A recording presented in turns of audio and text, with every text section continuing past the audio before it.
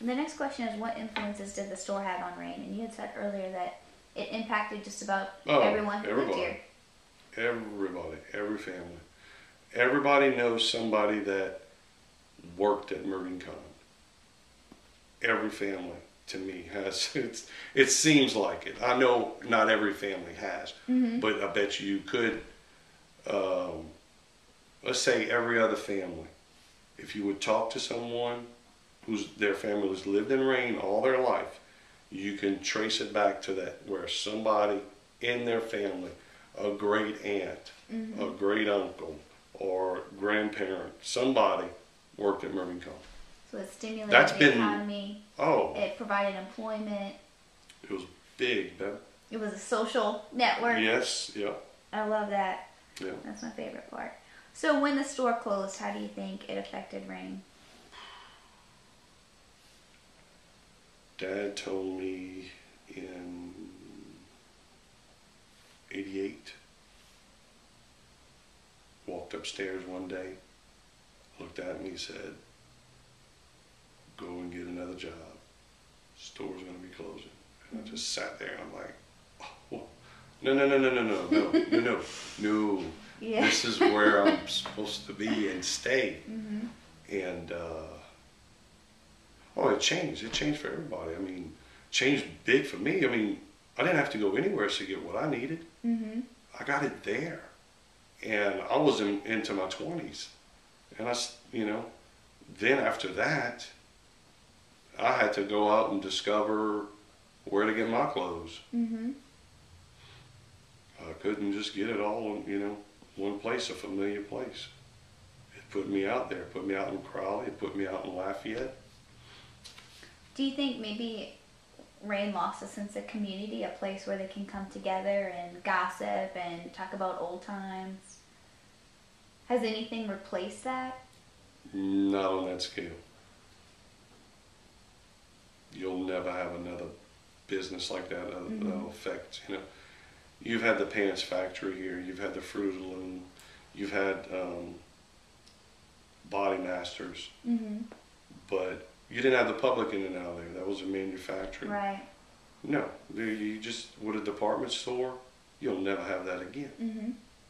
And you could put a Walmart in this town and you won't have that sense of,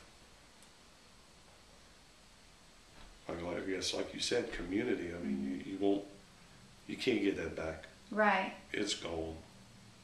That's so sad. Okay. And why do you think documenting the history of Mervyn Con is important? Well, for me, it's very important. It was a big part of my life. Big part of my family's life. I mean, Dad started working there in 1966. He moved up as far as he could go, besides being in the Con family. Right. But my dad's association started with that store back in the 1920s, when 5-6 blocks away from here, before all the blocks were developed with housing, my grandparents, their house was 2 blocks behind the Catholic Church, which is 3 blocks from here, on the other side of the tracks. A few blocks past that was open fields.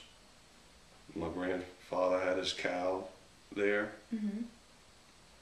They had what they call Onion Hill. It was a little rise in that neighborhood, and people were just using the property. Back then, my dad remembers they'd grow strawberries, and he'd walk over to Mervyn Con, the store, and back then it was the old Western style store with, the building that had the front balcony, and you had the side steps going upstairs to the family court. He remembers climbing those stairs, going to the door and selling strawberries to the Con family. Now you're talking 6, 7 years old. 40 years later, he's working there. Yeah. And retires from there. Wow. That's my dad's story. That's incredible. Yeah. Do you think... you don't have stories like that No. No, I don't. Like, That's You're since, lucky to work somewhere for 5 years. Yeah, that's true. You don't hear 20-year stories anymore. Mm-mm. Although my sister, which would be considered my generation, she's been with Bank of Commerce since 1972. Wow. Yeah, she's the vice president. Well, I take it back. My wife, she's been with a kid in the ambulance for 20 years. So yeah, you do get some of those. But it's rare. Oh, it's rare. Do you think the town developed around Mervyn Khan? That and the rice mills. Mm-hmm. Yeah, that's what started, Then you just had your other little, as a town grows, but Mm-hmm.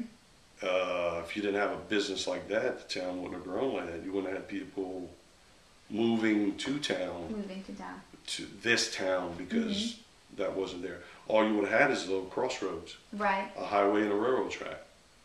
But because there was some other businesses established here, Mm-hmm. but because he got established here and he grew his business and made it as large as it was able to have the buying power to bring in the goods for people they purchased from, Right. from him. Before that and around that time, well, not before that, but he was bringing stuff in by rail car. You had Sears. You'd mail order. Mm-hmm. People that lived out in the sticks or, didn't have a merchandise store nearby. You ordered it, Yeah.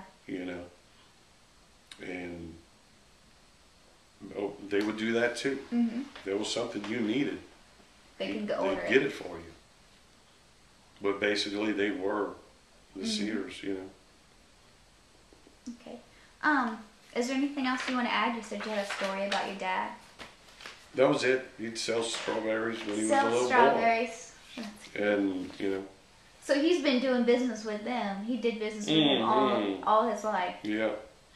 Wow. And my grandfather did all types of jobs in Rain, and they had a grocery store, they had a cafe, and Mm-hmm. and